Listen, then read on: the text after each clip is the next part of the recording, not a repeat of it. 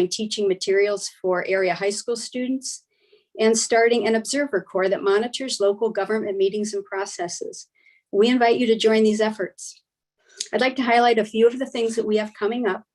Our first annual book read is a virtual event on Wednesday, April 21st at 7 p.m. And we're reading and discussing Evicted, Poverty and Profit in the American City by Matthew Desmond. We have several public forums in the works that will occur between April and June.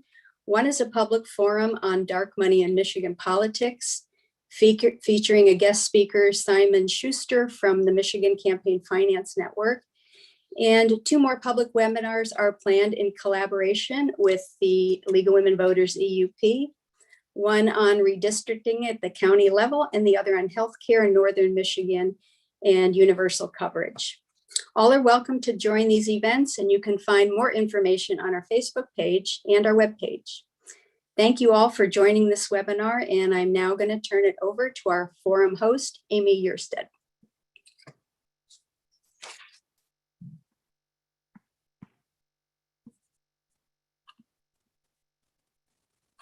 Probably should take myself off of mute.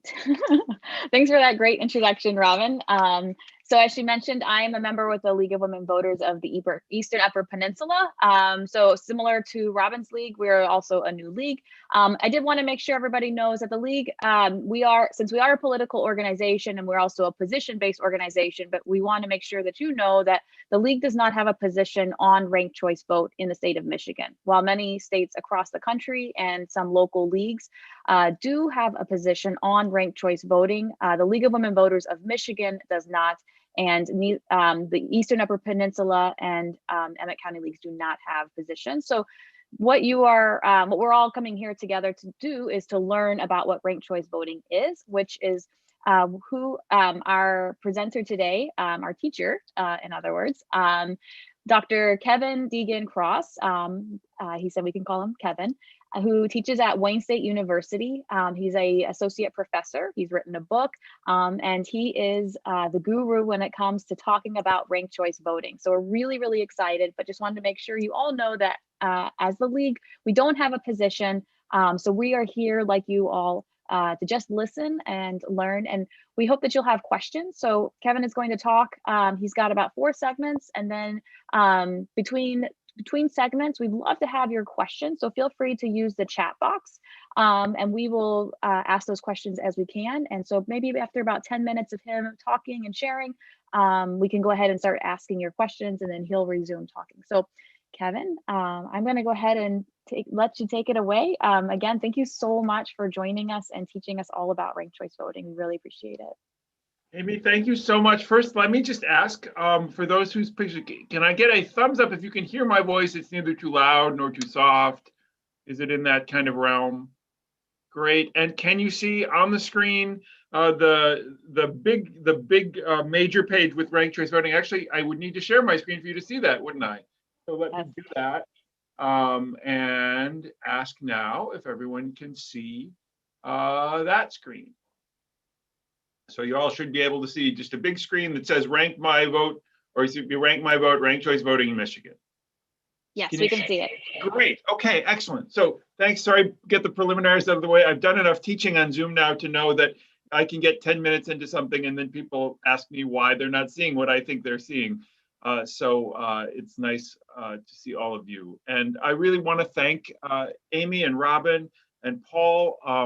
It's so nice to be with all of you. The League is such a pillar of American democracy. I mean, we don't even know how important it has been, how important it continues to be, because of all the stuff that you all do behind the scenes to keep things running. And it's just a delight to be able to talk to people for whom this just preserving democracy is as important and is as geeky as it is for me. So I'm a teacher primarily. I teach at Wayne State. I have the best job in the world. I get to talk to young people every day about stuff that really matters. Amy and I sort of talk back and forth. We do the same kind of work and have the same kind of delights, I think.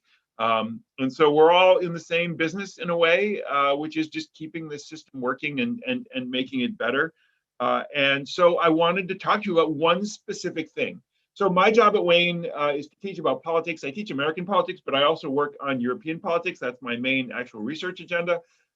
And that means that I've been able to spend a good amount of time abroad. And when I first went abroad, I had no idea that other countries, other places vote in different ways than we do in the United States. I should have known that, but I didn't. And so I learned, and my eyes got really big, and I thought, wow, this is different than what we do. And the more I learned, there were certain places where I learned this is better than what we do. And I always promised myself that, when I came back to the United States, if ever there were organizations that were devoted to making democracy better, not just in terms of the mechanics of the day-to-day voting, but in terms of the mechanism, what we call the electoral system, I would get involved. And one of the first organizations to do that here in Michigan was Voters Not Politicians. And I had the great good fortune to be involved with them from the 2016 campaign through the 2018 successful election. And when that was done, I started to look around a little bit for what do I do next. And I found this group, Rank My Vote, which was working on an electoral system change called ranked choice voting, which was something that I'd been teaching about for almost 20 years. And the fact that there was an organization out there working on it was immediately attractive to me. So I've been working with Rank My Vote for about 2 years now. And what I want to do is just talk to you a little bit about what we think about ranked choice voting. And I want to be very clear and upfront about this. And I've talked to Robin and to Paul and the others. I don't want to give you a sell job. I want to talk to you about this as a system. I want to, warts and all, I want to be able to take a look at it with you. And it's a little bit hard because I come at this not only as someone who studied this, but as someone who is now advocating for it. But the reason I advocate for it is because I've spent a lot of time thinking about it and studied it and have found that it kind of meets my requirements for what a good system would look like without incurring any of those negatives. So, but I will respect your time and energy, and I will respect my own kind of academic training and try and be as objective about this as possible. Even after I'm objective about it, I end up supporting it. I end up speaking about it. But I want to give you the same chance to kind of, work through those questions and doubts and take those very seriously. So if you sense I'm not doing that, or you have any, sort of, you want to move it in a different direction, just let me know. That's part of my job and part of my responsibility. So the group that I have been speaking on behalf of, Rank My Vote, is a 501c3 nonprofit. Like all of you, it's all volunteer. No one gets paid for anything that we do. It's just people who care about this one kind of change. And that one change is called ranked choice voting. And ranked choice voting is a modification of the existing electoral system of the state of Michigan. And it can be done at the local level, county level, state level, for federal offices. And the core of that change is simply that in that electoral system, you are asked not just to circle one circle in a list of names, but to give your preferences of the candidates in rank order. So as a voter, that's what you'll see. And then it provides a counting mechanism that lets you take those preferences, put those preferences into account so that we can get rid of problems that are related to this perception of wasted vote or the spoiler problem, or various things that I'm gonna talk in more detail about. But the underlying notion is that all of us in our heads have a kind of ranking about everything that we do. We have this kind of sophisticated circuitry, and whether that's what movies on your Netflix queue or what you want to order in a restaurant, or even, for my students, who you're going to want to ask out first, who you'd ask out second, who you'd ask. We know we have those kinds of rank orders in our brain, but we don't take that information into account when we actually vote. We're not allowed to.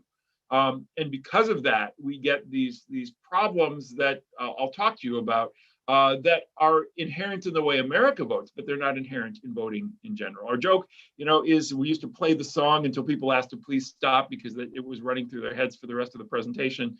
But all of us have these preferences. None of us say, if I can't have what I want, then I don't want anything. We know what we want next. We should take that information into account, and we can use that to produce a better election result. So that's kind of the big point. What I want to actually talk to you about is these four things. I want to talk about kind of what the common critiques of the way we vote now is. I want to talk about what things that ranked choice voting does better. That's when I want to take a break. Then I actually want to walk you through the mechanics of what it would look like, show you where it's used and so on, and then just talk very briefly about what it would look like to actually get it in Michigan. So those are the big points. I'm going to get through 1 and 2, and then I'll stop, take questions, we'll talk, we'll go back to 3 and 4. So the first thing, and I, I've given a lot of presentations, probably about 50 or 60 of these now, where I've been able to talk to voters, talk to citizens, and a lot of people are frustrated with the way that we vote, whether that's in the general election or in primaries. A lot of times people, almost everyone I've talked to has at some point or other had the feeling of walking into a voting booth, these days sitting down at your kitchen table with an absentee ballot, and had a feeling that you didn't like the choices that were available, and that you had to constantly be walking this line between what your heart said you should do and what your rational calculating part said you should do. Because sometimes the people that we really want are people who we don't think can win. When that happens, we got to make this agonizing choice. Do I vote for what I really feel is right? Or do I submerge that? Do I push that aside? Do I hold my nose and vote for what I feel can actually be victorious? Because if I vote my heart, maybe I'm actually enabling the worst case scenario on the other side. This is a big deal. And I think it's true for most of us in at least some election that we face. And yet, it's not something that is necessary in democracy. It's something that is about the way we vote in America. It is our winner-take-all system, our only give one preference system as opposed to a ranked system. But you can easily get rid of it with that method of ranking that I was talking about, because with that system, you can rank the candidate that you love first. And if that candidate isn't one of the viable candidates, have that ballot, have that vote transfer to your next preference, and that preference might be the candidate who you think can actually win in that election. So it reduces significantly that burden of figuring out, do I vote my heart, do I vote my head? And we're in a kind of situation right now where Americans feel like they're not even really allowed to ask for the thing that they want, that they feel they're being told by people. People make fun of them, they attack them, they critique them, because of their preference for a third-party candidate or someone who doesn't have a big chance of winning, or is not perceived as having a big chance of winning. And that's not a thing that is necessary to democracy. It's just a thing that's involved in current American democracy and something we can fix. The second big thing that comes up a lot when I talk to people about what they're frustrated about is the idea that they'll see an election where two good candidates split the vote and a much worse one actually ends up winning by sort of sneaking through that gap. And the reason for that is that the way we vote in the United States does not require a majority. We talk about majority rule, but in practice, except for a few states of the United States, you actually simply need to get more votes than anybody else. And unless there are only two candidates running, that's not a majority.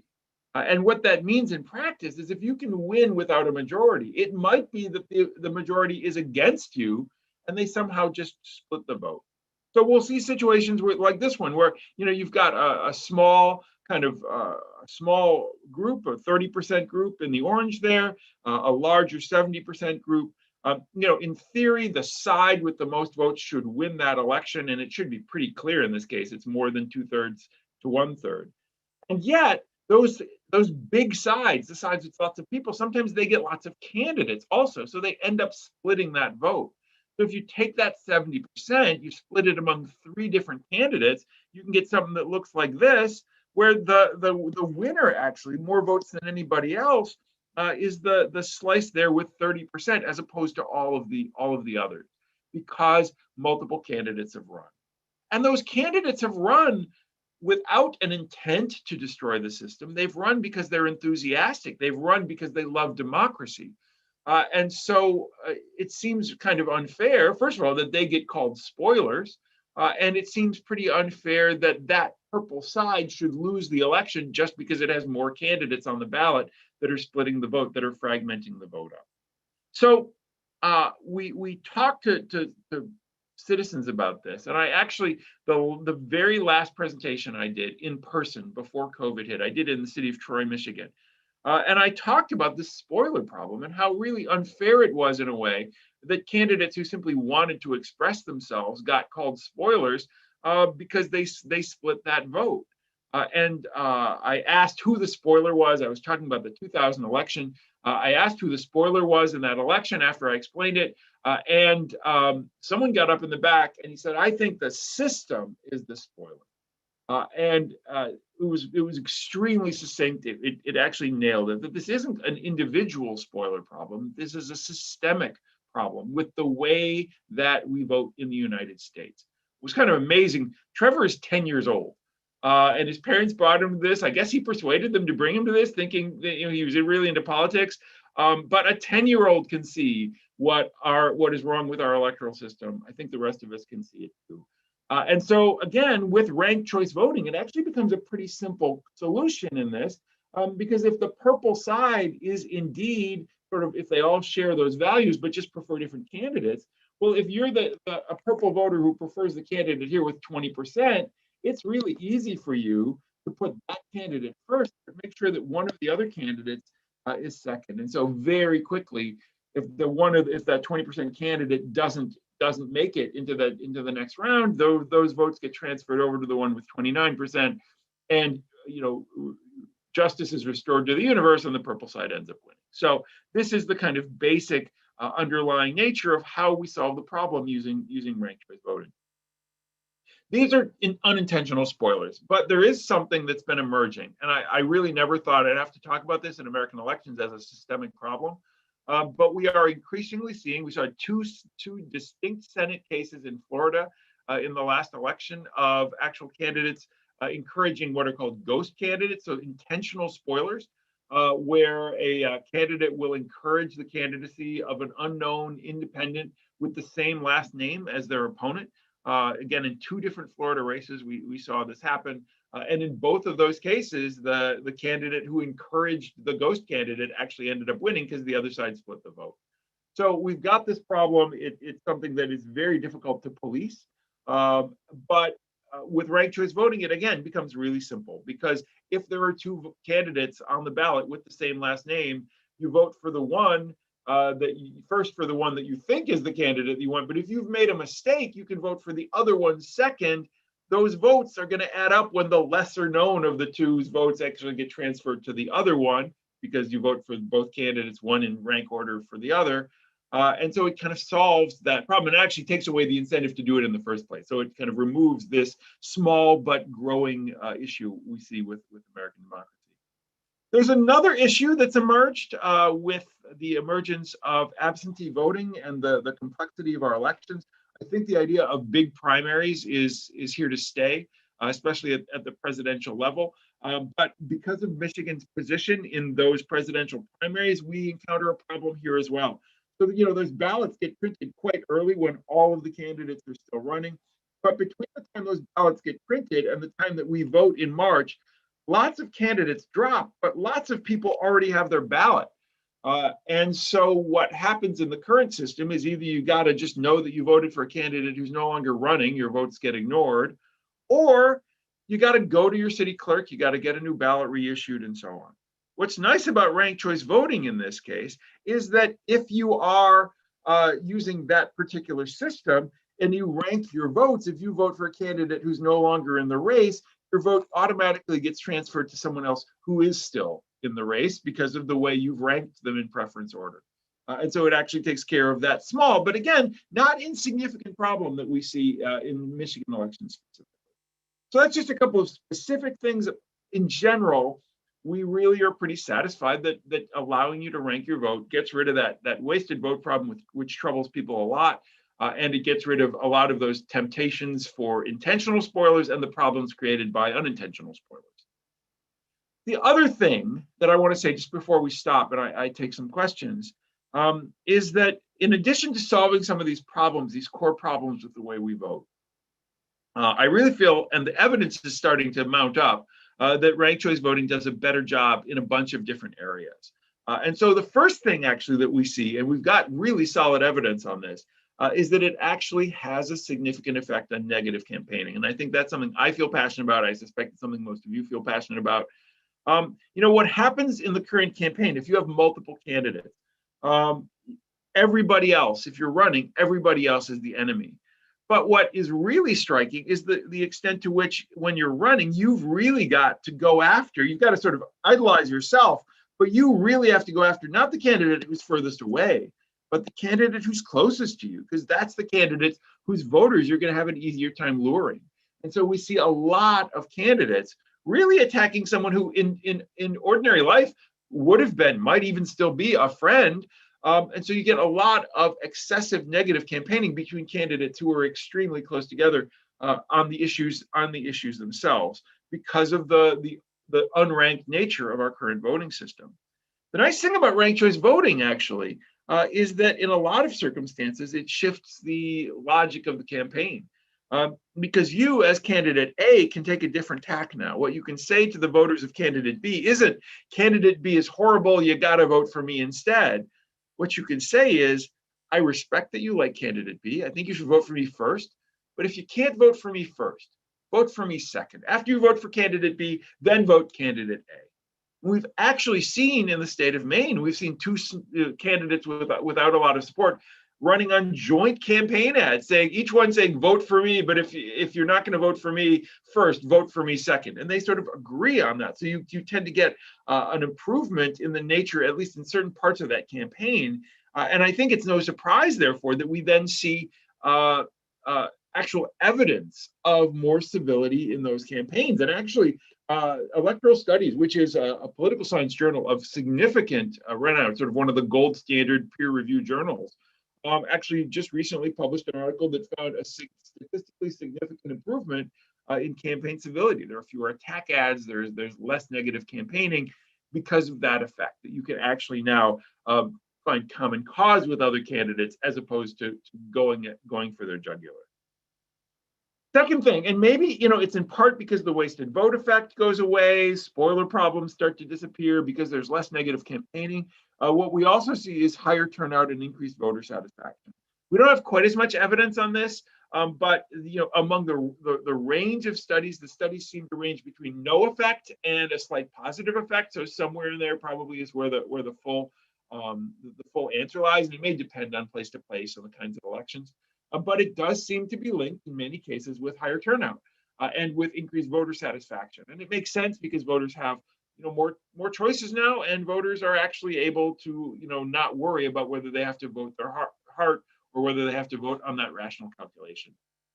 And then the last thing that we're also seeing with ranked choice voting, and again here we've got some pretty significant results. Again, Electoral Studies has an article published just recently that finds that in ranked choice voting elections, you get increased numbers of candidates, particularly African-American candidates of color, and you actually get increased victories, increased wins by female candidates.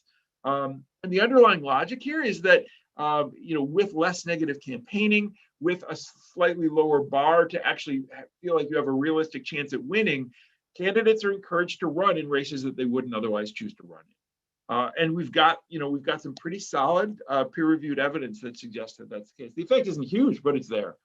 So in addition to sort of solving that wasted vote problem, solving that spoiler problem, it makes democracy better. And what Robin said at the very beginning about toward a more perfect democracy. This seems like one fairly simple, fairly concrete step that gets us closer to a better democracy. There are lots of different things that we need to do. I love the fact that you guys are doing presentations on dark money and that kind of stuff. When those happen, I'm going to be all over those as well. But this seems to be one of those things that we can do to make democracy just a little bit better. Let me stop there and just see if there are any questions or any thoughts. I haven't been monitoring the chat because I've been so busy talking at you. But that's okay, Kevin. That's my job. I forgot to let everybody know. Yeah, I'm the moderator. So we do have two questions so far. So Susan asks, which cities and states currently use ranked choice voting? And then similarly, Penny had also asked, are there states that currently use ranked choice voting? And if so, are they successful, or how successful are they? So kind of a very similar question. So those are great questions. So actually, that's in the next section. Probably should have done that first. But I'll tell you in that. I'm just going to jump ahead, if that's okay. And let me see if I can jump to the right side. Hold on a second. Let me get to the right page. Hold on.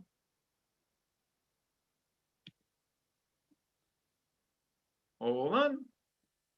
There we go. So, and I'm actually just going to do this right now so that you can see. Actually, so it's been used in the state of Maine.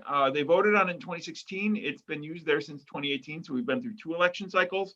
It is now being used. It was voted on in 2020, so it will be used in the state of Alaska from here on out. Alaska has a slightly different form. Maine uses regular party primaries, and they use it both in party primaries and in the general election. Alaska just voted for a new system in which there is an open primary, and then the top 4 candidates in that open primary go into the general election, which is so you can have multiple Republicans or multiple Democrats or multiple Greens or Libertarians, and those top 4 candidates will be voted on with ranked choice voting. So that's going to be Alaska's model. And then it's used really across the country in probably, I think, 30 different cities. Most of them are kind of up on this map. So, you can see it's used in a cluster of different places. What's been really interesting to me is to see that it gets used in one place and then other cities are attracted to it and they want to do it too. So, the big places like Minneapolis started it in 2006. San Francisco actually followed on San Leandro. So San Francisco did it in 2002, and then Berkeley did it in 2004, Oakland in 2006. When Minneapolis did it in 2006, St. Paul then adopted it in 2009, another suburb in 2018, St. Louis Park. And then actually in 2020, we saw a bunch of additional cities using it. So a couple of other California cities and 2 suburbs of Minneapolis, St. Paul started to use it as well. So where you see it used, other people want it, they want it also. So it kind of has a contagion effect in a good way. Bad word to use probably these days. And then what was really interesting to me is that Portland, Maine has been using it for electing mayors since 2010. It was in part the inspiration for Maine to use it in general because they'd seen it successfully used. But Portland voters had the option in 2020 to expand ranked choice voting, not just to the mayor, but to the entire city council and the school board. And they voted for an extension by 81% to 19%. And to me, when you have a system that is in play, you give the voters the option to expand it and they vote for it by 4 to 1. That says to me it's working, that voters are pretty happy with it. We also see it used in a bunch of other applications. So we see it used on military and overseas ballots for certain states, especially those states that have runoffs. So if you're a serviceman or woman overseas, for those states, you'll actually get a ranked choice voting ballot, because if it goes to a runoff, then you will already basically have voted in the runoff, because otherwise there would be no time. And then we also see it used really actively in party primaries. So in Alaska and Hawaii, which seem to be leaders in this kind of thing, in Wyoming and Kansas, the Democratic Party uses this for its presidential primaries. The state of Utah, it's the Republican Party that uses it in the primaries. They're shifting to it in New York City and the state of New York for Democratic primaries. So increasingly, you're starting to see this all over the place. In Michigan, we've got 3 different examples of this. One is Ann Arbor, actually, which back in the 1970s and 1975 implemented this. It actually was really successful in Ann Arbor in kind of breaking open the traditional political system at the time. So successful, in fact, that in an off-cycle election, low turnout election, those who suffered defeat in it actually banded together to get it repealed. So it was only in there for 1 election. The city of East Point uses it in a court-mandated set of elections. East Point had a long-running desegregation fight in the courts. The city had a significant African-American plurality, but had never had African-Americans on city council or as mayor. And so a judge offered that as an option to the city of East Point, and they chose it over other options they preferred less. So it actually is being used in East Point and actually produced for the first time an African-American mayor and city council person. And then the city of Ferndale, where I live, a suburb of Detroit, actually has it on the books, but we had not been able to use it until 2017 when we got new voting machines. The old voting machines weren't consistent with it. The new voting machines are consistent, and in fact, all voting machines in the state will work with ranked choice voting. But we are still waiting for this complex process of figuring out the authorization that we need about whether state law is actually going to allow this to happen. So we are working right now. Our city clerk is working with the Secretary of State to try and get that certification. And we're not exactly sure. Still, it's kind of unclear what that's going to need to look like. That's one of the reasons, actually, that I've been working with Rank My Vote, is that if we need to get this done and the legislature won't do it, then we'll need to go to the voters to actually get that part. We're still trying to figure that part out from a legal perspective. And then I mentioned, various groups are working on this. So it's not just Rank My Vote in Michigan. There are actually 28 different organizations around the country that are working to get this done. I think there are 29 now or 30 now. And then, for those of you who are more internationally inclined, this is used around the world. Not in a lot of places, but in quite a few places. And the places where it is used are places that are known for being pretty effectively governed. So the big three are Ireland's been using it for a century, as has Malta, and Australia has been using it for 3/4 of a century. And then Scotland and New Zealand have been increasingly using this, especially in local elections. So we're seeing the greater use of this, and it's been used in a few places for a very, very long time. And these are places that are, in good shape in a whole variety of ways. So that's a really long answer to your question, and I actually sort of jumped the gun on part of the presentation itself. That means there'll be less presentation that you have to sit through, which is good. But I'm wondering if that answers your question, if there are any other questions. I don't see any questions yet. If folks want to go ahead and use that chat feature, go ahead and ask some questions. You did discuss the cities, and that came up as well in Michigan. So thanks for getting on that before I could even ask you. Yeah, if you've got any other questions. So, if we're actually, this is the bulk of what, let me just finish up and then we can sort of go into a full discussion mode, if that's okay. Okay, great. That sounds great.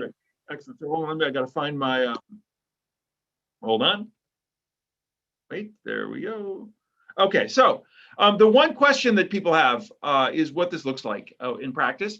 And actually here, I'm going to use league stuff. And I realize in talking to all of you, I want to make very clear that I'm not implying that the league has a position. This is actually League of Women Voters material from Maine. So it's not a Michigan position. But so in Maine, they actually produced as like the league always does in just absolutely delightful fashion, produces those ballots. One of the things that they did a great job of in Maine was actually voter education.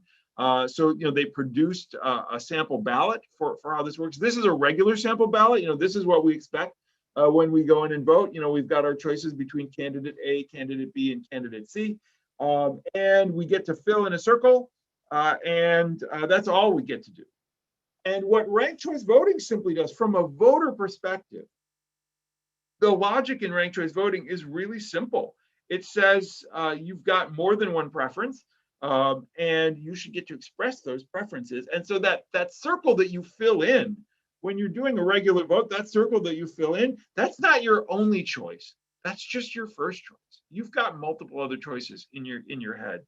So what ranked choice voting says is that first column, that's your first choice.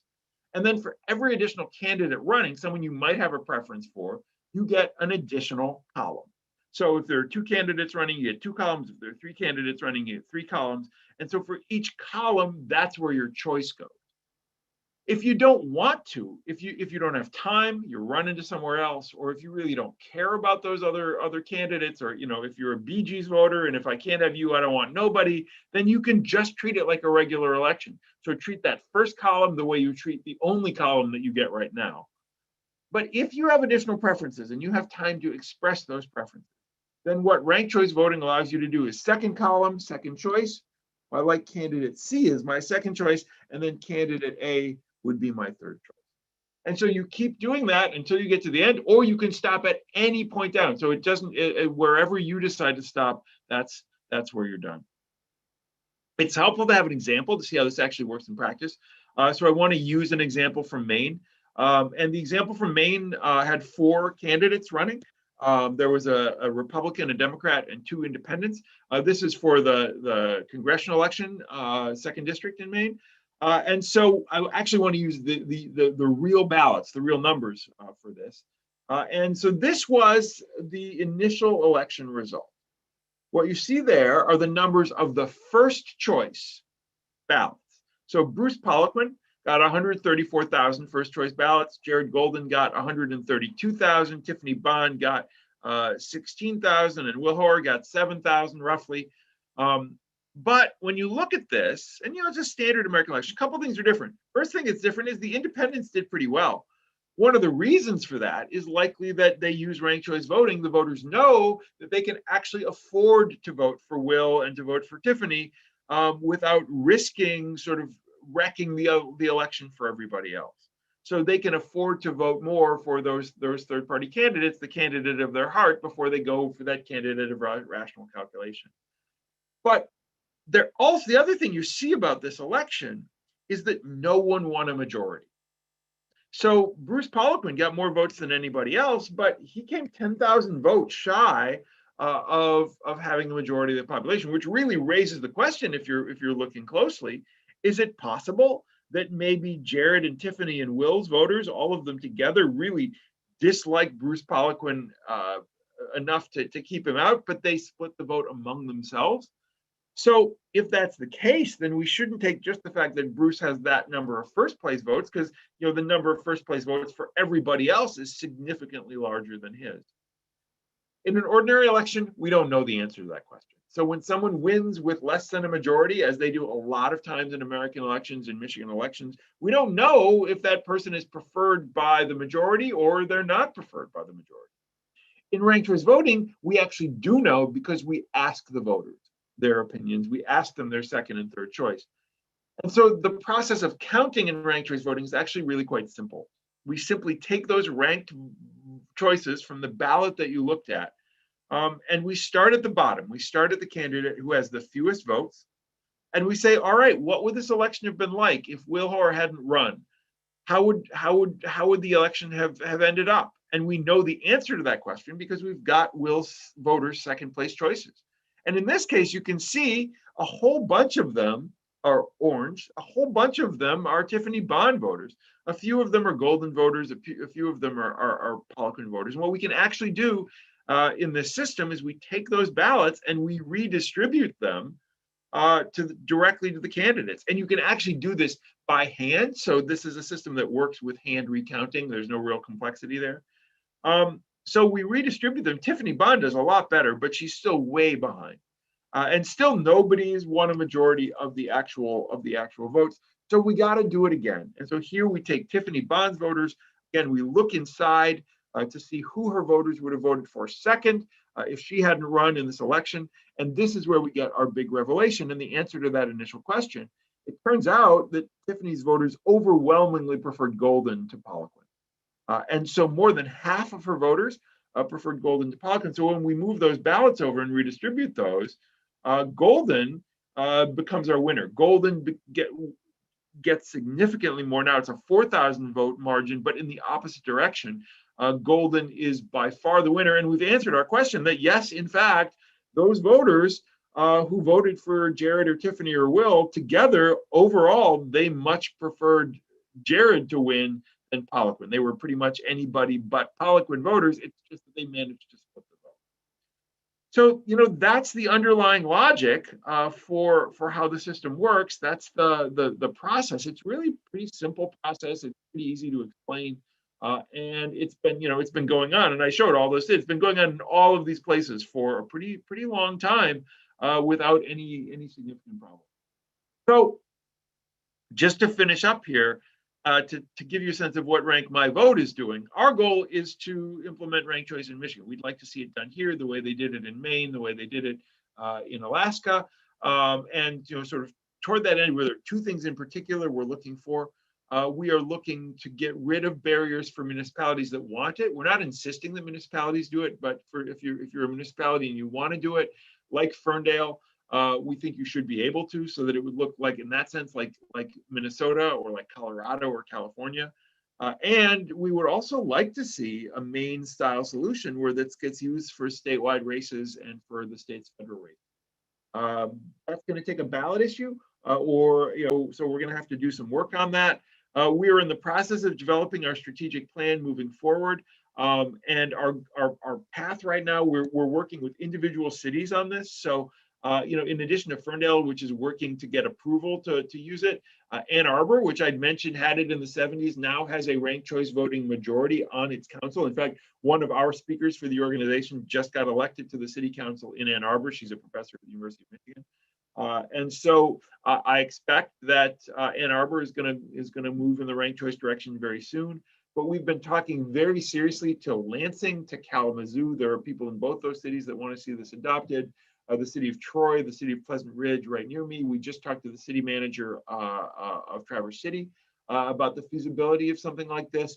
So we're hoping that cities do this like they've done in Minnesota and Colorado and California, and show people that the system can work, that can be fair, and really kind of follow that path of Maine. We're actually talking to the political parties. And I know the League is a nonpartisan organization, which is so important in this polarized period. But this is something that individual political parties could do on their own. It's what the Kansas and Wyoming Democratic parties have done, what the Utah Republican Party has done. And so we think that if it were used, people would see it, they would see the value. It could help with those big problems with those big Democratic presidential and Republican presidential primaries. And that will make voters obviously much more attuned to the fact that it's a good solution overall. And then the last thing is we're working with voters. We're talking to everybody about this, giving dozens of presentations, dozens this year already, and working with groups. I'll talk to Rotaries, I'll talk to anybody, give this kind of educational explanation, and we're hoping that people get a sense that this is a workable solution and it's something that that they can make happen. So that's where we're going. That's what we're trying to do. But I would really like to talk to all of you about what you're hearing and what you're seeing about this.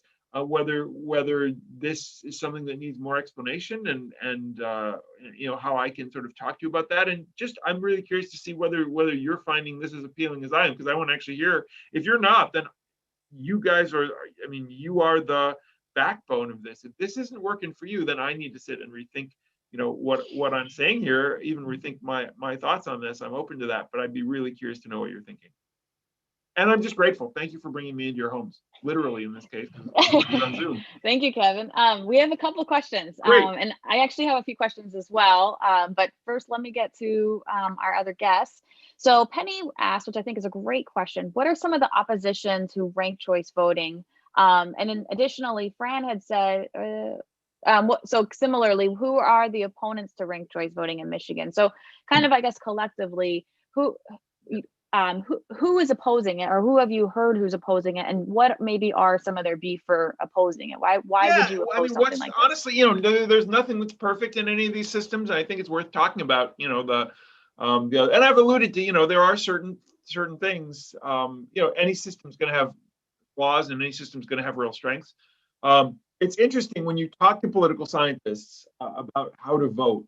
No matter what country they're from or where they're from, they'll say, all voting systems are better at some things and worse than others. But with one exception, the old Japanese single non-transferable vote, which people argue is the worst possible system, and I won't even go to why, but that really the American system of first past the post voting is really one of the least effective, the most manipulable, the most problematic of any election. So any change, most political scientists regard as a positive one, but it doesn't mean there aren't any problems and any issues. I mean, the first thing, the first sort of main opponent of this is simply lack of awareness. I mean, most Americans simply don't know that there are other ways to elect people. They assume that electing people is done everywhere, always in the same way, and that these things are just they're just kind of built in. It's like the problem with a car is you got to change the oil, or you got to check the brakes and things like that. Like, it's just these are inherent. But it turns out that you don't always have to change the oil in a car, because you can get an electric car that doesn't do that. And so this is the equivalent of that. I mean, it takes away some of those things that we just assume are problems, but are not inherent to all elections. So the first thing is just, getting people to be aware that it exists. In terms of the actual difficulties, you may hear, and there are some people who talk about this, there are some other ranked voting systems that people will sometimes talk about. There's one called the alternative vote, approval voting, and a couple of others. Every single one of these ranked systems or these preference systems actually has certain cases in which they produce sort of counterintuitive outcomes. So there are a few sort of very limited kinds of circumstances where voting for a certain candidate second as opposed to first can actually help that candidate win, even though you were going to vote them first. So there's a certain amount of strategic voting that can happen.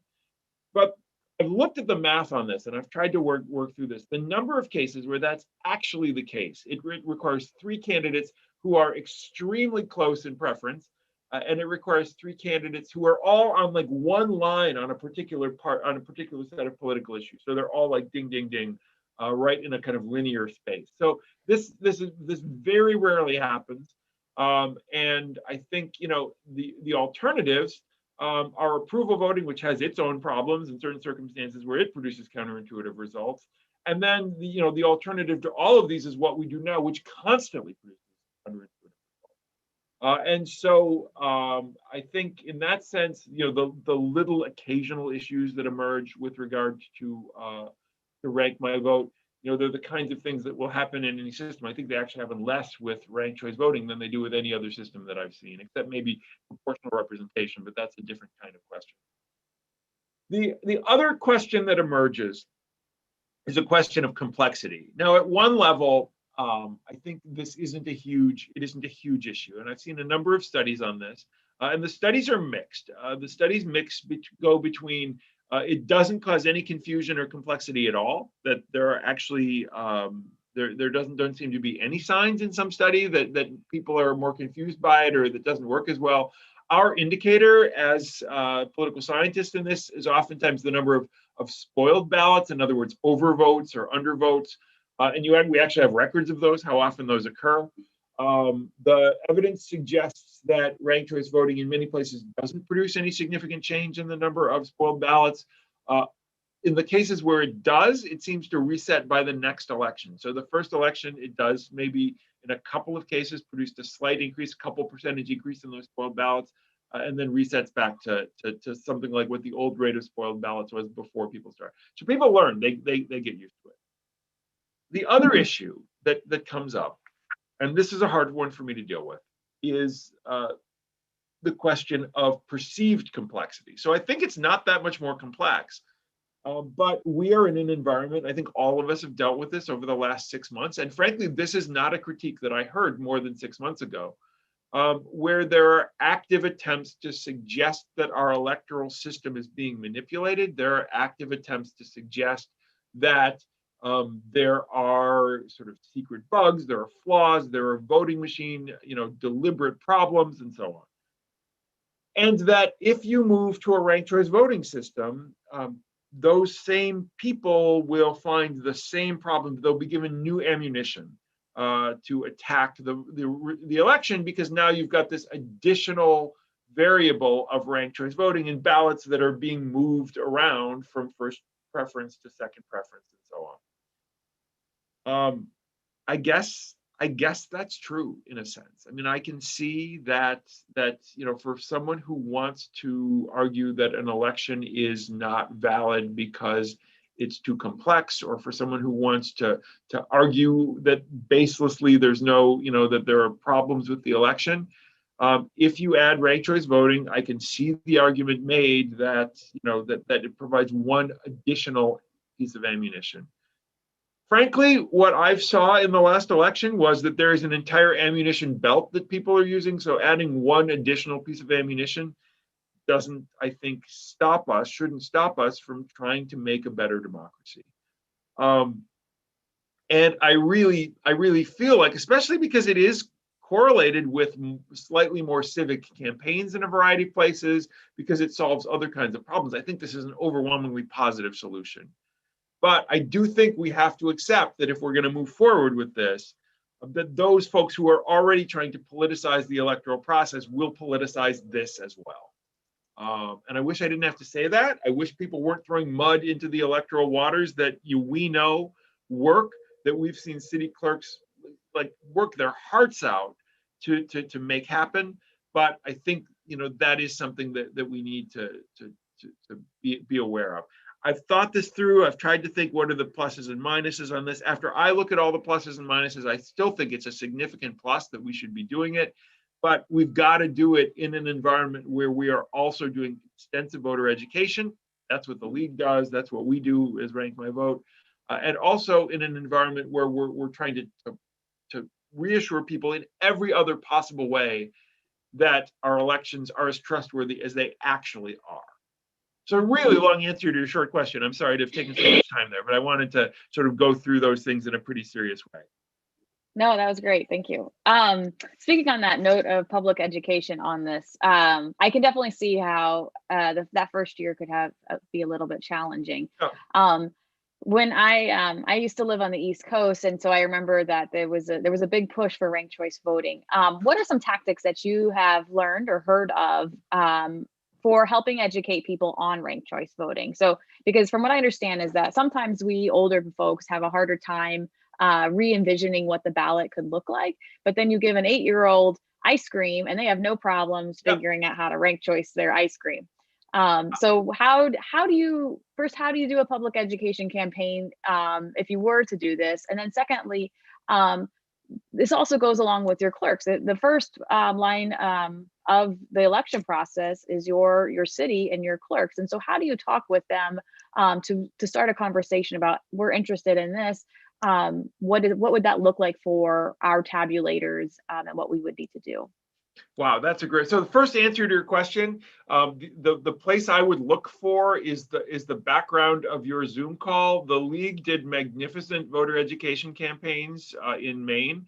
The league actually came out in favor of it in Maine, but then when it got passed, like, it was the league and it was organizations related to the league that did some great job, sort of working through this. And there are all sorts of different ways that we can talk to people about this.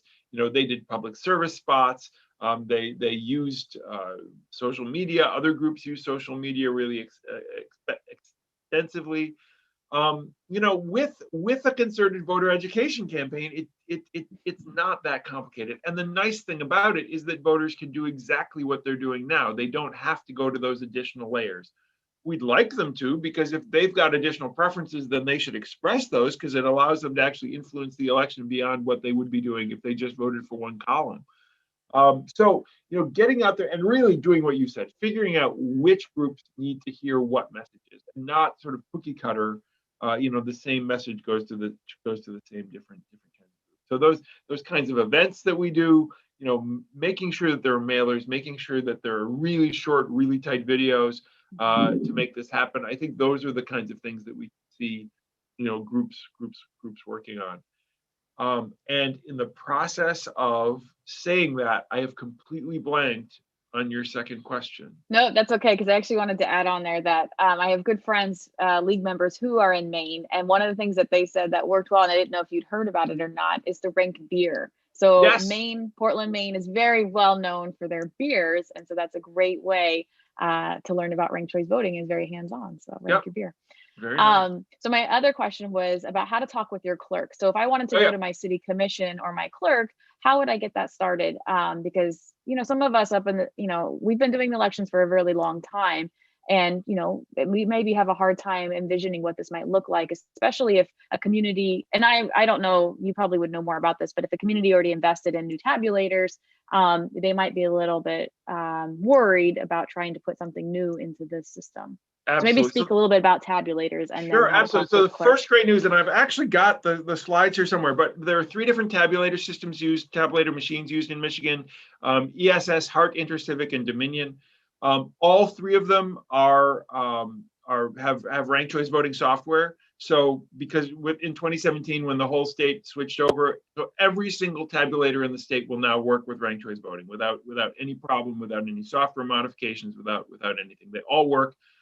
And they'll work for local systems, and they will speak to there's software that allows them to talk to one another, so that they can actually be used at the state level for, if we were to go to a statewide RCV, we can make those things work.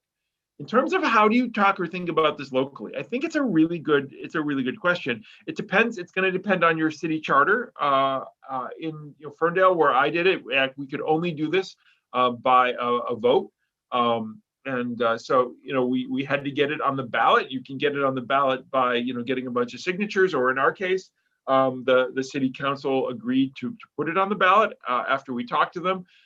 And the way to talk to the city council is kind of the way that I think you see in I think these strong efforts. You got to provide a good case for it. It's hard for people to deal with this in the abstract. And so when we did this in Ferndale, what had been happening in Ferndale was the sort of spoiler problem that I had been discussing. One of the really, the best places for using ranked choice voting, like what I guess software developers would call the killer app for this, is that it's really useful in cities that have one round nonpartisan elections. That's a lot of cities in the state of Michigan. So if you've got one round nonpartisan elections, what we were seeing in Ferndale was because there was no sort of control on entry in a nonpartisan election, and there were no primaries. We would see, two different sides, but whichever side had the most excited set of candidates would run more candidates. That side would end up losing because they would end up splitting the vote. So the majority side ended up being the losers in several elections because there were more candidates than they knew what to do with, and people split the vote evenly among them. So the thing that the luck that we had was talking to our city officials about, you as a city elected official, you wouldn't want to be in this position where somebody who agrees with you but feels like they want to throw their hat into the ring too, where that becomes a kind of issue that cuts into your voting total.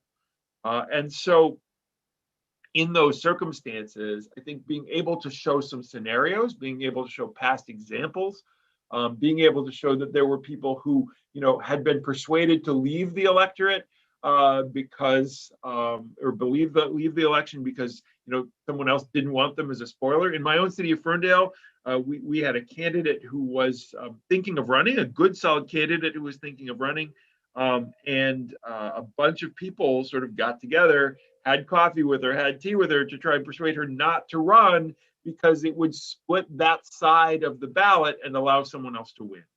In ranked choice voting, you don't have to worry about that anymore. That kind of disappears because you vote for the one candidate on that side first, you vote for the other one second, one of the two wins, it doesn't really matter.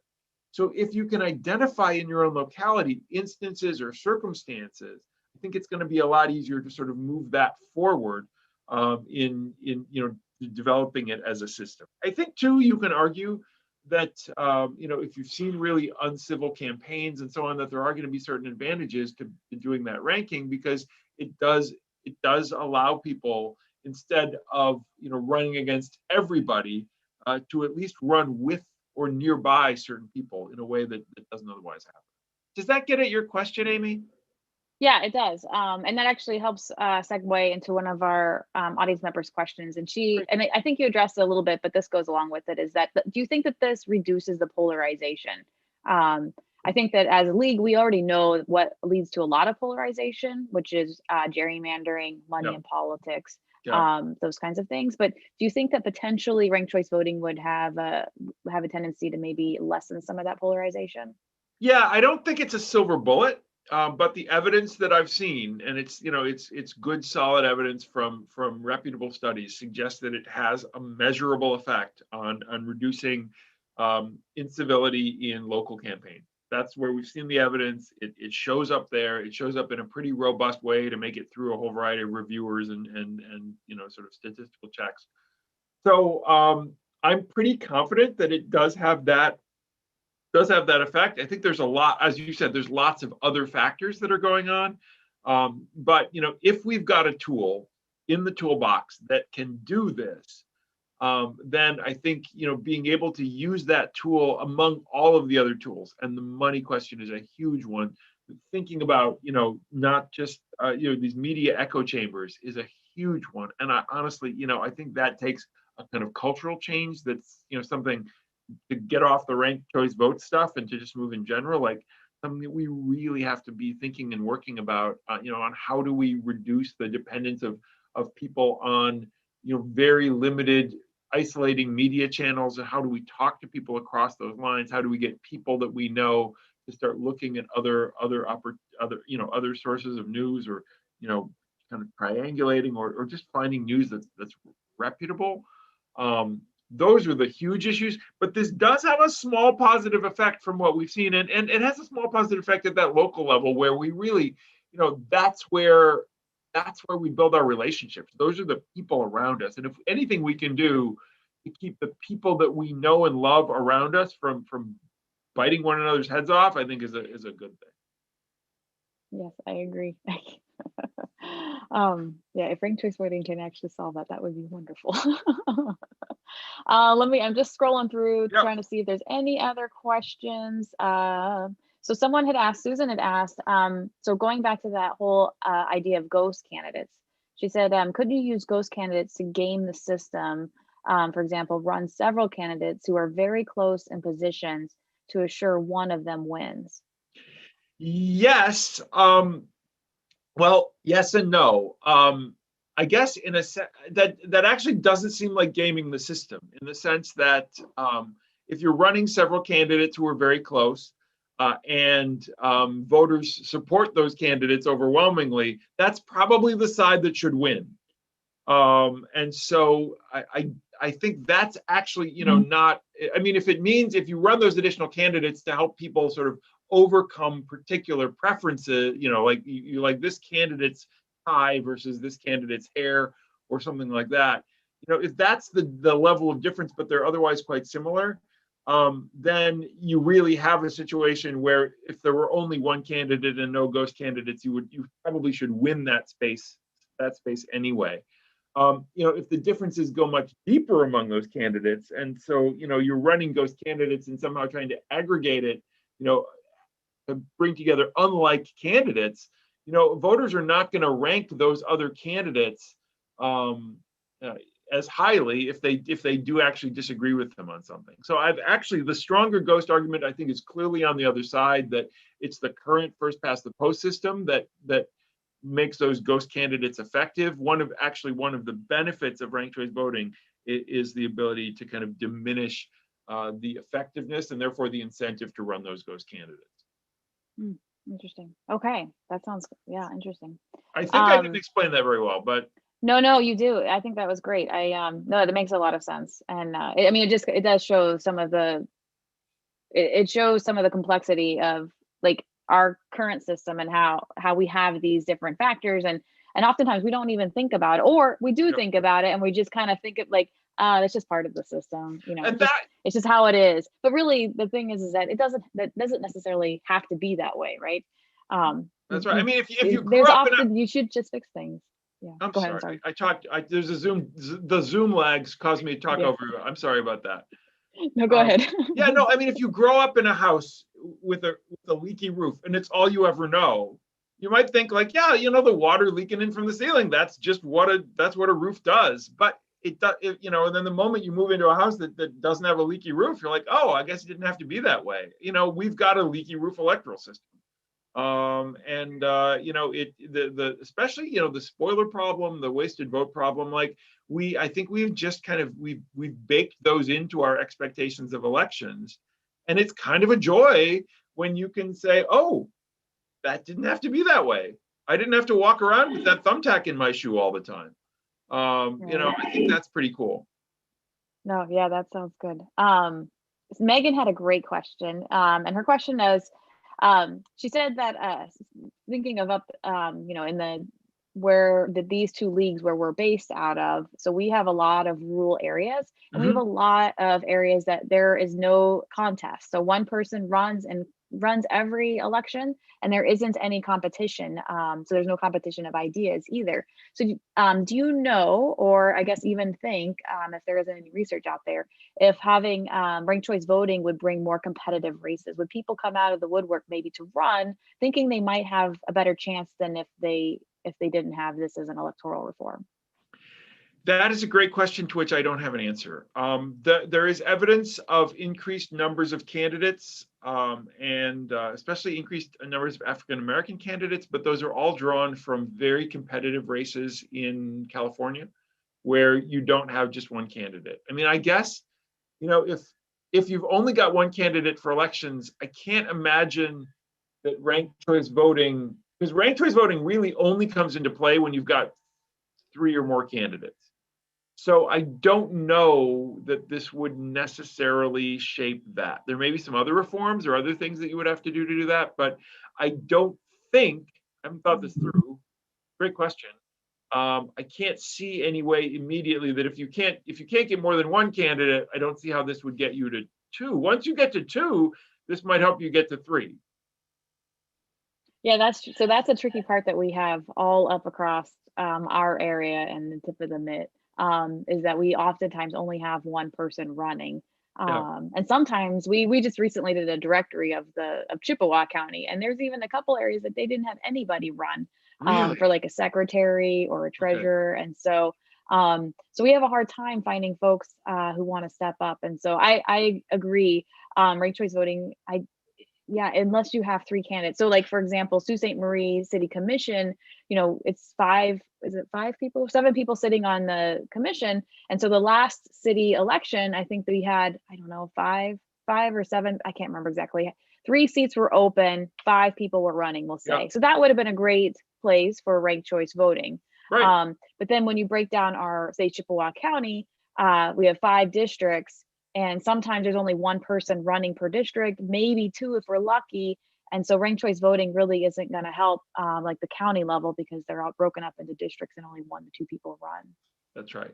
Yeah, no, I mean, it is one of many reforms that I think we need to think about and work on.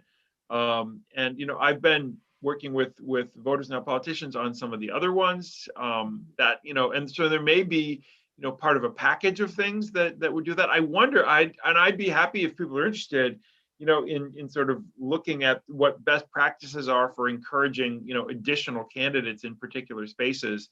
It is really important to get that out there. I've served on school boards, and there's nothing more disheartening, even when it's on your own side, there's nothing more disheartening than people running unopposed. It just kind of undercuts the whole idea of why are we doing this? And just having people running forces you as a candidate to be forthright about what you stand for, and to be to reach out to voters, to actually run a campaign, which makes you knock on doors and engage with people. I think that's really important. So if you can't find an opponent, you should always go out and create one, just to make yourself do the work of democracy. Right. Yeah. And Megan wanted to also add, she for her question about rule and ranked choice voting, and she said that she thinks that it'd be more candidates would likely come in because maybe they wouldn't think it's an immediate loss. It wouldn't be a zero sum, in other words. So right. You might be more willing to take the risk and being a first time candidate because it maybe wouldn't be even though you might not win, because oftentimes first time candidates don't win, right. It wouldn't be a zero sum. At least you feel like you got in there and had a chance. So absolutely. And I think that's where, in competitive elections, that's where we see this increase in the number of candidates who run, and candidates who people didn't expect to run, or who might not have been thought of as winners, enter the election, because it actually allows them to if you run right now, and if you say you're on the left, and there's a left candidate and a right candidate, if you're on the left and you go into that election right now, the result is that you may take votes away from the other left candidate, and therefore actually hurt your side's chance of winning. Under ranked choice voting, if you go in, you could actually plausibly argue that you increase the number of total votes for the left, and if you don't win as that third candidate, those votes go straight to the next person over, at least the ones who want to rank you first and someone else second. And so you have absolutely no harm, and you might even bring some voters out into the electorate who add strength to your side. So in that sense, it's a real win-win, and there's not that, you don't get this effect of people telling candidates to go home and shut up because you're going to upset the apple cart. Quite the reverse. It actually, there's an encouragement to get people out there. You might bring out some voters who wouldn't otherwise come out, and when they vote for you first, maybe they'll vote for me second. So there's a lot less of that threat, and you don't see the system sort of circling wagons to keep people out. Yeah. Do you think that there's a few questions I want to ask, but that our audience asked, but I want to keep on with this real quick, is that, do you think that having ranked choice vote would actually strengthen the party? So as we know, looking at the 2-party system right now, they oftentimes will beat up their own Right. because of this current system. So do you think that maybe they would strengthen and really try to work on, actual party development and lifting up their own folks so that we could actually have real civil discussions even within the party. So even though we're the League of Women Voters, we still want strong parties, Right. because strong parties are good for democracy. And we certainly don't want a one-party system. And so do you think ranked choice voting has an opportunity to strengthen the parties, either within having ranked choice voting within the parties in their own elections, and then also once they get to the general, they're not beating each other up, or I guess it'd be the primary, beating each other up, and then now they can't save face because they already burned all these bridges? I think so. I'm waiting for the really definitive study of Kansas and Wyoming and other places where the Democrats use ranked choice voting for these giant presidential primaries.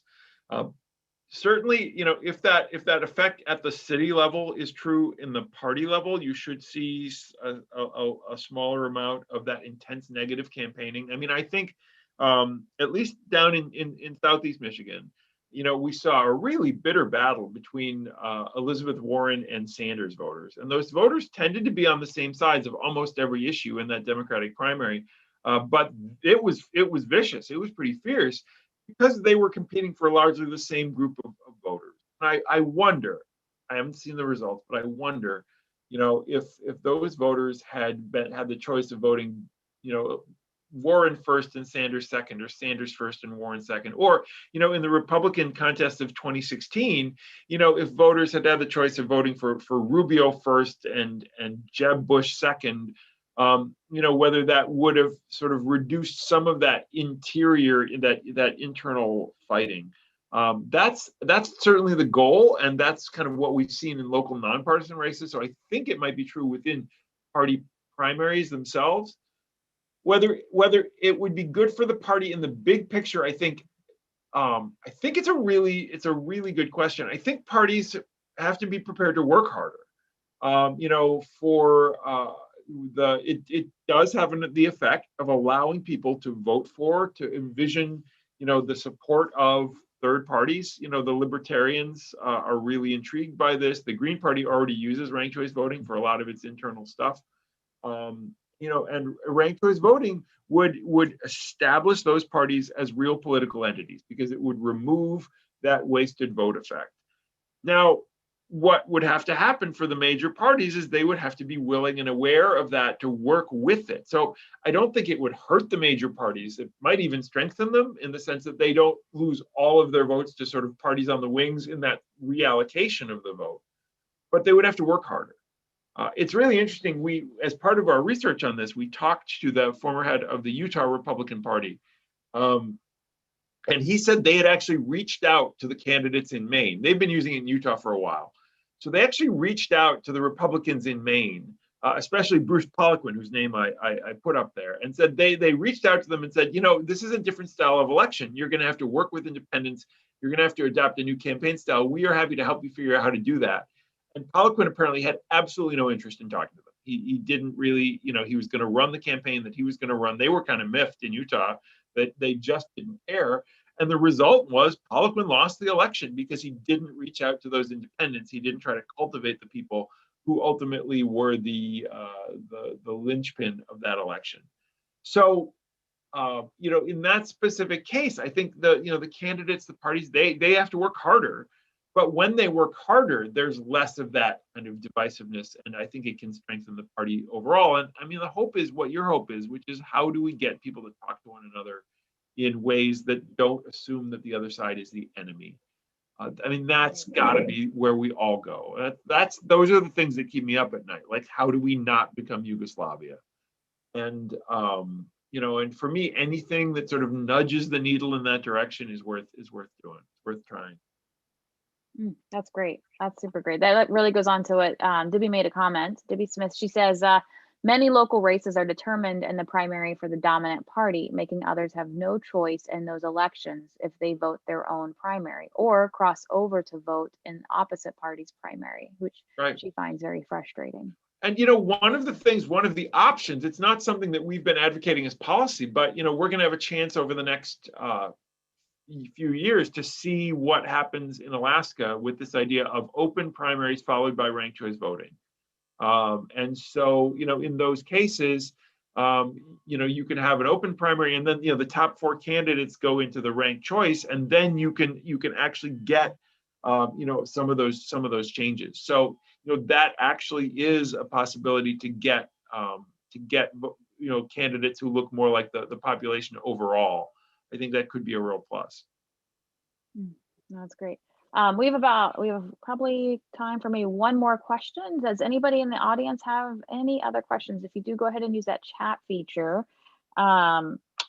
While we are waiting for a second, I have a couple. Let me see here what I wrote up. We already covered a lot of them.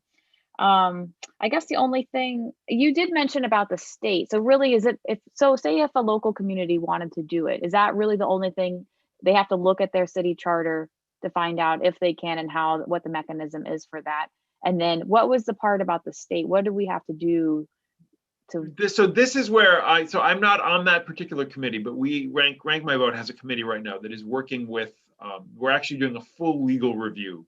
Right now, Ferndale has it on the books. It should go, but the voting machines require certification to do it. They got certification in East Point because of the judicial order, but other communities that are not under that same judicial order, which is everywhere else, requires certification. And it is an open question, and there seems to be some sort of messages going back and forth about whether the Secretary of State can authorize that or whether that is something that has to be authorized by the legislature. So we are in the midst. We actually should have an answer. I'm sorry. I'm glad the timing is what it is, but I'm sorry that I don't have that specific answer within a week or two. Once we find out, I'll actually let you know. But we should have a better sense of what actual steps need to be taken. It's been actually far more complicated, I think, than any of us expected to actually figure out what's necessary without testing it in court. I mean, that's one way to do this. You do the big law. You do the thing.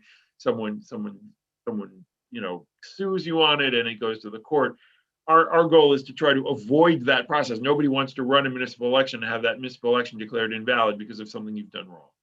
So Ferndale could do it now, but we're hesitating. Any city could do it now, but they're hesitating. So what we're looking for is some mechanism by which we can firmly establish this in statute or in state code in such a way that you don't have to risk those elections being overturned.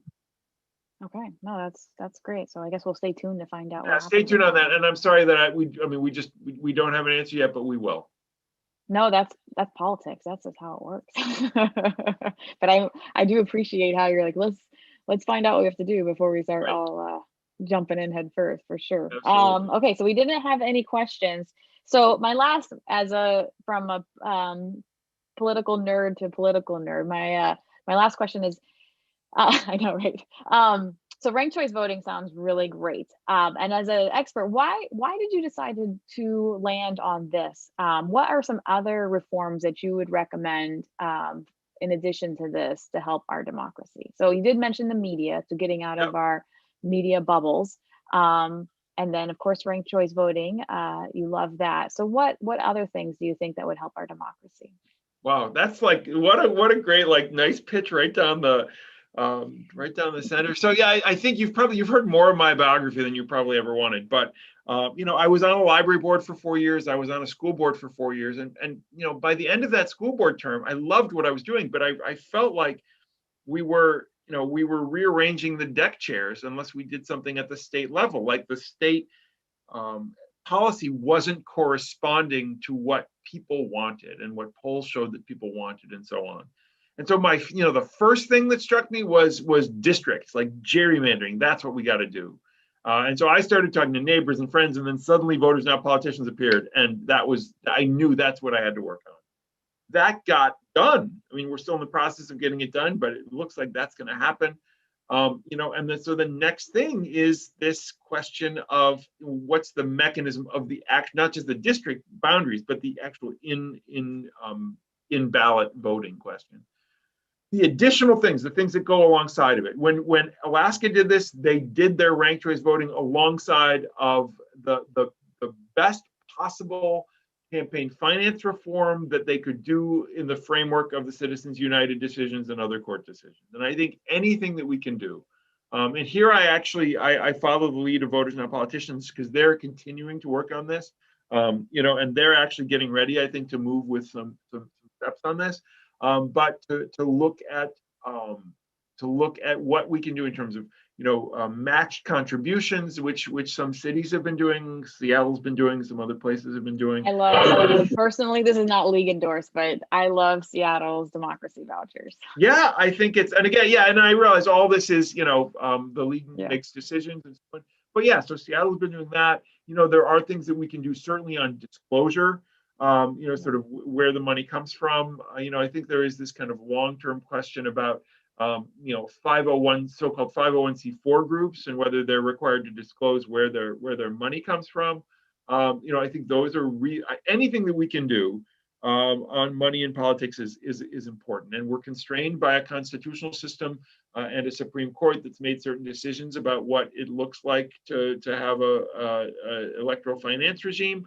But the more we can do to push it toward regulation. I have a colleague in Britain who's just finished a 5-year study, and they found that the single strongest correlation with democratization was effective campaign finance regulation. That was just really important.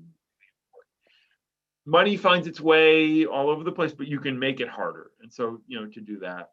The other stuff that I've seen people working on, and again, a lot of this is Voters Not Politicians initiatives, but really on government accountability questions. Michigan ranks last on a whole variety of government accountability questions, in terms of FOIA, in terms of the Freedom of Information Act, in terms of, the disclosure, in terms of bills that are currently in the House and Senate on stopping or slowing down that revolving door of legislator to lobbyist and back to legislator, or, back to lobbyist.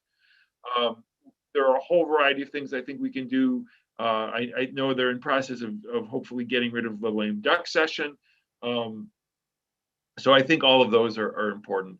I've looked at this thing called National Popular Vote, which is a sort of workaround for the Electoral College. I know a lot of people are passionate about it. In every presentation that I get, someone wants to know, how does this affect the Electoral College? The answer is ranked choice voting does not affect the Electoral College. Maine actually uses it to select their Electoral College votes. So it doesn't have any overall impact on that. But, there are certain kinds of workarounds. I'm increasingly uncomfortable about whether the National Popular Vote Compact or the other alternatives would survive a court challenge. There are some reasons for thinking that maybe the court shouldn't, but could reject those as being, not consistent with the Constitution. I would love to see some effort on that. In the big picture, something that redressed the imbalance of the U.S. Senate, I think would be a really nice thing to do. It's no longer regionally responsive. The disproportionality is really quite striking. Again, some of these get out of the realm of what we do. And I don't know how it will strike the ears of the folks in the audience. I think we need to be aware that we in the United States have the world's hardest to change constitution. And, I believe in constitutional restraints. I've always felt like it's good to have, a solid set of checks and balances, but you can make it too hard to change the Constitution. And then when you do, you end up sort of flailing around, and creating a situation where you get the court to actually have to look at everything to see how it fits a Constitution that was written 230 years ago and barely changed since then. And so I do think we need, as citizens, just to be aware of the burden that the founders put on us by kind of locking us in a very small box and essentially throwing away the key. And I don't know if there are any solutions to that, but I at least think that, unless we know that is a problem, that is an issue. Most of the other successful democracies around the world, they've got constitutions that require more than a majority to change, but they're not so tight-fitting. I mean, 3/4 of all the states have to approve any change to the Constitution. And, I've got students, the Constitution has never been changed in their lifetimes, and we're getting to the point where it's never been changed in their parents' lifetime. That's not normal by the standards of democracy. The world changes, life changes, and instead of requiring our court to sort of interpret it, to pretend that that's what it was saying, or to look around, rummage around in the Constitution for why we can make this change, having at least an awareness of the limits of our constitutional system might allow us to think about doing something in the longer run. That's a really wordy answer to your question. And I've No, gone that was great. micro, I think actually incredibly macro. it's a great segue to I think that really helps us close in saying that it's good to be good to re-envision what democracy can look like, and something as simple as ranked choice voting could be a key to something small but very impactful and allow more people more voice and feeling like they have some say in their electoral process. So yeah, I think you did a great job. Thank you. It's really an honor and a privilege to be able to talk to all of you. I know you've got other stuff you could be doing on a Thursday night, and so I'm really excited. I see Megan actually put information in to how to get in contact on this, and I would certainly. I'm just going to drop my my email in. I'll give you my Wayne address, actually, just so you can reach me there, but I can also be reached at my Rank My Vote address. But if you've got questions or thoughts, or there's a group you want me to talk to, or you've got some thoughts that maybe run counter to what I was saying, I would love to hear those. And all this is just part of, I think, all of our kind of mutual common effort to make the system as good as it possibly can be, because it really, without this, we're lost. We got to make this work. And so I'm just really thankful for all the work that all of you do all the time to make that happen. Awesome. Well, thank you so much for this. I encourage folks to check out the website, Rank Michigan Vote, if you want to learn any more. As I said before, the league doesn't have a position on this, so we're still learning about it, but it certainly is something that seems very worthy of our attention to learn more about. Anything that has to do with the ballot and folks voting, we care a lot about. So please do check out their website. And it's also a good time to remind people to talk to your clerks. If you have never had a conversation with your city or county clerk, this is a good time to have that conversation. Ask, what kind of tabulator do we use? And would this work with ranked voting? So easy questions, something to ask. And if you want to get involved in Kevin's organization, then just check out his website. And but again, thank you so much, Kevin. We really appreciate you coming and spending this Thursday night with us to talk about something it's a bit inspiring to think that there is another way. We could fix that leaky hole in our ceiling. We don't have to necessarily keep it the way it is. So thank you very, very much. Thank you. I look forward to getting up there and seeing all of you in person at some point. So until then, thanks. Appreciate it. Thank you. Thank you. We would love that. All right, everyone, have a good night, and we will see you soon. Thanks. Thank you.